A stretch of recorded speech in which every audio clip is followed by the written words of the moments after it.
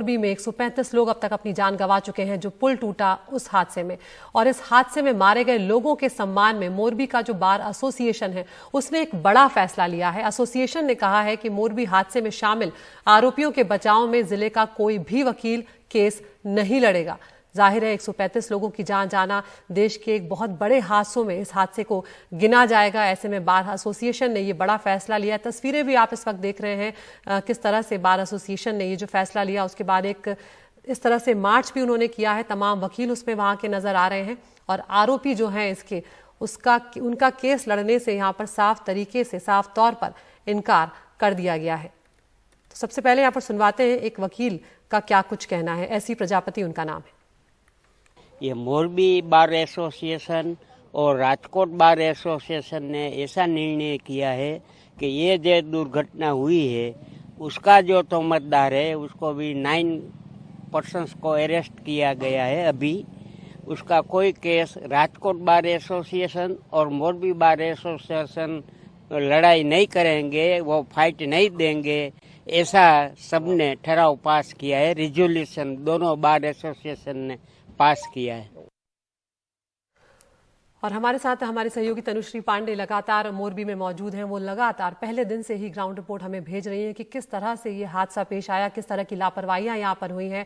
तनुश्री, अभी हमने bar association को देखा, उन्होंने ये फैसला ले लिया है अब साफ तौर पर कि वो ये जो मोरबी जो हादसा हुआ है उसके जो आरोपी हैं उसके बचाव में कोई भी वकील इस जिले का केस नहीं लड़ने जा रहा। ये बहुत बड़ा फैसला है। क्या आपकी कुछ लोगों से और बात हुई है, किस तरह से इस फैसले को देखा जा रहा है वहां पर? आप बिल्कुल ठीक कह रही हैं। और जो बार एसोसिएशन और लॉयर्स एसोसिएशन ऑफ मोरबी और राजकोट ने ये जो फैसला लिया है कि वो किसी भी जो गुनहगार है, जो अक्यूज्ड हैं अभी इस वक्त पे एफआईआर में, उनको रिप्रेजेंट नहीं कोर्ट में करेंगे, ये बहुत अच्छी बात है और कहीं ना कहीं स्ट्रॉन्ग मैसेजिंग के लिए ज़रूरी है। पर मैं आपको ये भी बता दूँ कि ये किसी तरीके का ग्राउंड पे पर्पस नहीं सॉल्व करता है। मैं अभी भी आपको बता दूँ कि ठीक यही वो ब्रिज था जो पूरा का पूरा ढह गया था रविवार के दिन, और अभी भी आप देख सकती हैं 48 घंटे से ऊपर हो चुका है, पर अभी भी आप देख सकते हैं कि जो रिकवरी ऑपरेशन है, जो सर्च ऑपरेशन है, वो पूरे तरीके से चालू है। अभी कुछ ही देर पहले हमने जो एडिशनल डिस्ट्रिक्ट मजिस्ट्रेट हैं एनके मुच्छर साहब जो हैं, उनसे हमने बहुत ही एक सटीक सवाल पूछा कि सर कितने लोग अभी भी गुमशुदा हैं, लापता हैं, कितने लोगों की खोज जारी है? तो उन्होंने बोला ये तो समय ही बताएगा। तो इसका मतलब साफ सी बात जाहिर है, आप पता कर सकते हैं कि जो इस वक्त पे जो एडमिनिस्ट्रेशन भी है, जो पूरा यहाँ पे जो लोकल एडमिनिस्ट्रेशन है, उनको भी इस बात का या इसका कोई ट्रैक नहीं है, कोई काउंट नहीं है कि कितने लोगों का शव हो सकता है कि पानी के अंदर दबा हो। पर जो एक फिगर वो दे रहे हैं, वो कह रहे हैं कि 2 लोग तो अभी जाहिर 100% ऐसा है कि 2 लोग तो मिसिंग है ही हैं, जिनके शव को खोजने के लिए Indian army, Indian coast guard, navy, NDRF सभी की टीमें लगी हुई हैं। ये वो टीमें हैं जिन्होंने पिछले 48 घंटे में ना ही 1 सेकंड के लिए ये लोग सोए हैं, ना ही इन्होंने कुछ खाना खाया है। लगातार सिर्फ ये खोज जारी है कि जितनी से जितनी बॉडीज निकाली जा सके, जितने परिवारों को उनका शव पहुंचाया जा सके, ताकि परिवारों को भी एक तरीके का क्लोजर मिले।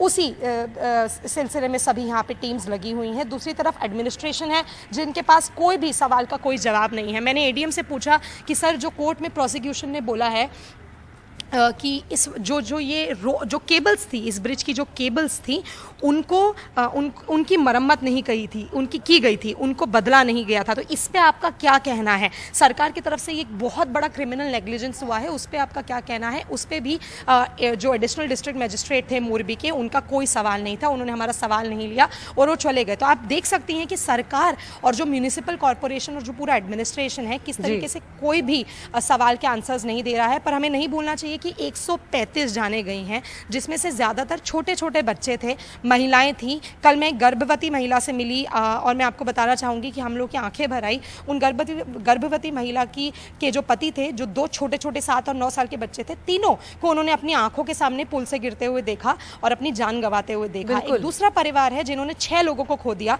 सबसे छोटा बच्चा 3 साल का था और सबसे बड़ा 20 साल की लड़की थी जिसकी शादी थी अगले हफ्ते।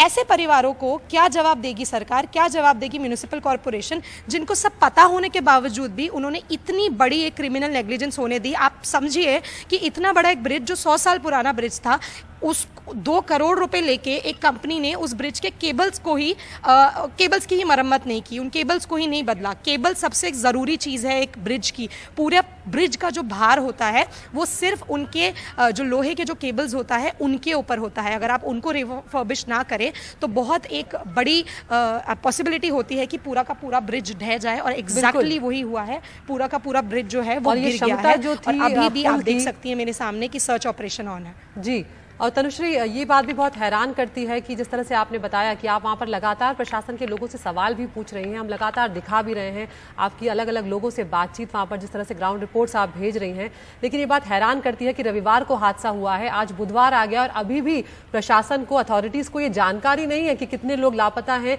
या कितने लोगों के शव और निकाले जाने हैं। ये शर्मनाक है। यहाँ पर तनुश्री, मैं ये भी समझना चाह रही हूँ कि हम FIR को लेकर लगातार बार बार सवाल उठा रहे हैं NDTV इंडिया पर, आप भी वहाँ पर सवाल पूछ रही हैं ग्राउंड पर। क्या FIR में कोई बदलाव होने जा रहा है? क्या FIR में जो मालिक है ओरेवा कंपनी के, उनका नाम शामिल किया जाने वाला है? उनसे पूछताछ को लेकर कोई अपडेट, उनको गिरफ्तार करने को लेकर कोई अपडेट?